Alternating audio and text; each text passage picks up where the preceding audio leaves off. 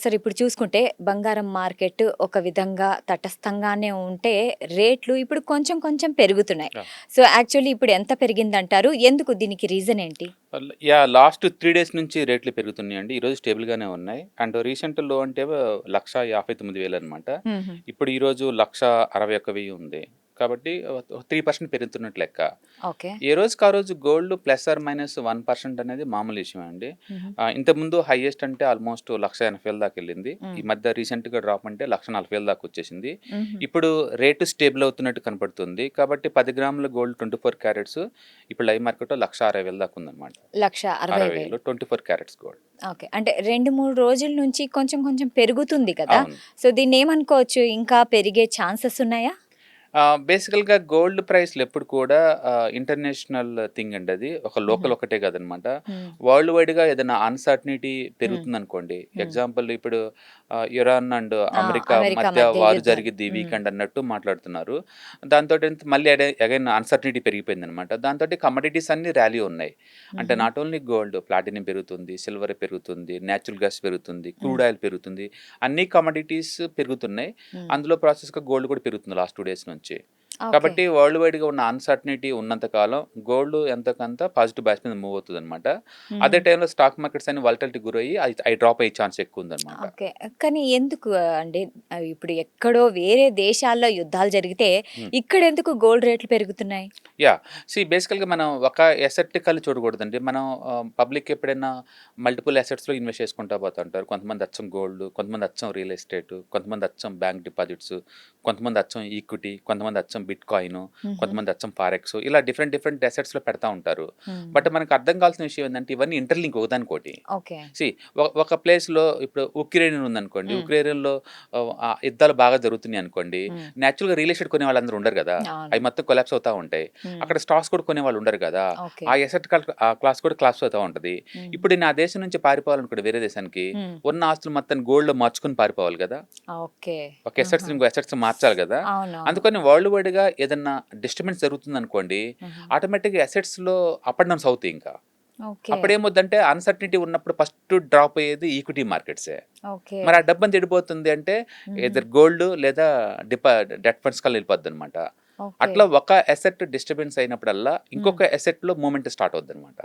Okay. యుద్ధాలు జరిగినప్పుడల్లా కూడా world market అన్నీ కూడలేదు. హ్మ్. గోల్డ్ కమోడిటీస్‌లో ఇన్వెస్ట్ చేస్తారు. హ్మ్. హ్మ్. పర్టిక్యులర్‌గా ఇప్పుడు ఇరాన్‌లో అక్కడ యుద్ధం జరిగేది కనపడుతున్నాయి కాబట్టి, ఆ ప్లేసు నాట్ ఓన్లీ ఇరాన్ అక్కడి నుంచి వచ్చే జలసంధి ద్వారా హ్మ్. Iran, Iraq, Kuwait and Saudi Arabia ఈటన్నిటిలు కూడా ఆ రూట్ హ్మ్. నుంచే రావాలి. ఓకే. అక్కడ సముద్రయానం అన్నీ డిస్టర్బ్ అవుతాయి ఇంక.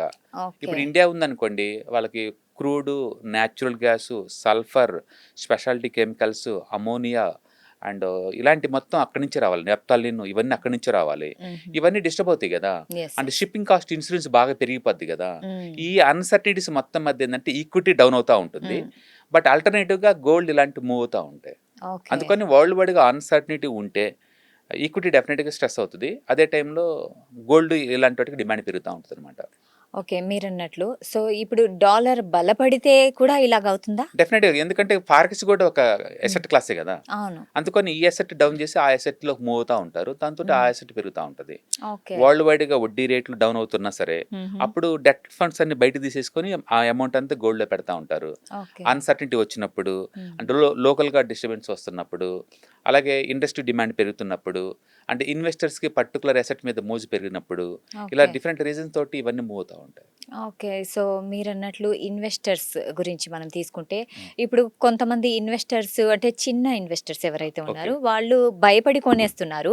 పెద్దవాళ్ళైతే లాభాలతో బయటికెళ్తుంటారు. రైట్. సో, దీని మీద మీరేమంటారు? ఒక్కొక్కటి ఒక్కో టైంలో ఉంటుందండి. నేనంటుందేంటంటే మీకు ఆ అసెట్ మీద కంప్లీట్‌గా అవగాహన గనుకుంటే, హ్మ్. అంటే మీకు టెక్నికల్స్ అండ్ ఫండమెంటల్స్ గనుక ఐడియా గనుకుంటే, మీరు ఒక అసెట్‌తో డీల్ చేయొచ్చు. హ్మ్. నాకు అవగాహన లేదనుకోండి, మీరు మల్టిపుల్ అసెట్స్‌తో డీల్ చేసుకోవటం బెటరు. హుహుహు. ఎప్పుడైనా ఒకే అసెట్స్‌తో డీల్ చేస్తే ఎప్పటికైనా గెయిన్ ఎక్కువుంటుంది. అండ్ పెయిన్ గూడా ఎక్కువే ఉంటుంది. ఓకే. ఓకే. ఓకే. ఇప్పుడు హ్మ్. కోవిడ్ వచ్చిందనుకోండి, ఈక్విటీ మార్కెట్ 1 మంత్‌లోనే 38% డ్రాప్ అయింది. హుహుహు. జస్ట్ 1 మంత్‌లోనే 2020 మార్చి 1 మంత్‌లోనే 38% డ్రాప్ అయింది. 38%. 38% 1 హ్మ్. మంత్‌లోనే. ఇప్పుడు గోల్డ్, సిల్వర్ ఉందనుకోండి అండ్ జనవరి ఒక్క మంత్‌లోనే 30% డ్రాప్ అయినాయి. ఓకే. 2026 జనవరి మంత్ ఒకటే సిల్వర్ అండ్ గోల్డ్ కలిపి 30% డ్రాప్ అయింది. ఓకే. అండ్ ఇప్పుడు ఫిబ్రవరి 2026లో నేచురల్ గ్యాస్ 80% డ్రాప్ అయింది. 80%. అంతకుముందు 80% పెరిగింది 1 వీక్లోనే. 1 వీక్లో 80% డ్రాప్ అయింది. డ్రాప్ అయింది. దాని మీద ఏంటంటే ప్రతి ఎసెట్ కూడా ఆ వల్టలిటీ నేచర్ ఉంటుంది. ఓకే. టూ మచ్గా అబ్నార్మల్గా మూవ్ అవుతూ ఉంటాయి. ఓకే. మీకు ఆ వల్టలిటీ హ్యాండిల్ చేయడం రాదు అనుకుంటేనేమో మల్టిపుల్ అసెట్స్ ఇన్వెస్ట్ చేసుకోండి. లేదు ఒక ఎసెట్లో కంఫర్ట్గా ఉంటుంది అనుకుంటే మనం కొనుక్కోవచ్చు. ఏదైనా కానీ ఎస్ఐపి మోడ్లో కొనుక్కుంటే మనకి పెయిన్ తక్కువ ఉంటుంది. ఓకే. అందుకని చిన్న ఇన్వెస్టర్స్ ఎవరు ఉన్నారనుకోండి, ఎవ్రీ మంత్ కొంచెం కొంచెం ఇన్వెస్ట్ చేసుకోవటం వల్ల లాంగ్ టర్మ్లో మనీ మేక్ చేసుకోవచ్చు. ఓకే. అయితే సార్ ఇప్పుడు బంగారము పెరిగేటప్పుడు చాలా ఫాస్ట్గా పెరుగుతుంది, కానీ తగ్గేటప్పుడు చాలా స్లోగా తగ్గుతుంది. సో ఇదేంటి, ఎందుకు ఇట్లా ఏమన్నా అంటే Yeah. మార్కెట్ స్ట్రాటజీనా? మిగతా ఎసెట్స్తో పోల్చుకుంటే గోల్డ్కి ఉన్న గుడ్ థింగ్ ఏంటంటే అది పెరిగితే పడదు అంత ఈజీగా. మిగతా ఎసెట్స్ అట్ట కాదు, అంతే స్పీడ్గా డ్రాప్ అవుతాయి అనమాట. అవును. ఎందుకంటే గోల్డ్ కొన్నోళ్ళు తిరిగి అమ్మరు ఎక్కువ మంది. అవును. అది ఫ్యామిలీలోకి వచ్చింది అనుకోండి, తిరిగి బయటికి అదొక పోవటం ఉండదు. సెంటిమెంట్. సెంటిమెంట్. సెంట్రల్ బ్యాంక్స్ కొన్నాయి అనుకోండి, అవి కూడా అంత ఈజీగా అమ్మవు.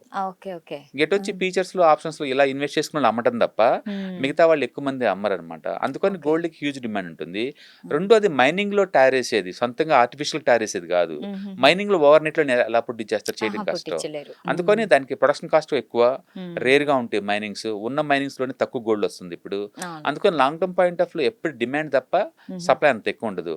ఓకే. ఇంకా ప్రైస్ అంటావా టెంపరీ ఉన్న మార్కెట్ కండిషన్స్ బట్టి అప్ అండ్ డౌన్ అవ్వచ్చు. ఓకే. మీరు ఇప్పుడే డిమాండ్ అన్నారు కాబట్టి ఇప్పుడు పెళ్లిళ్ళ సీజన్ వస్తుంది.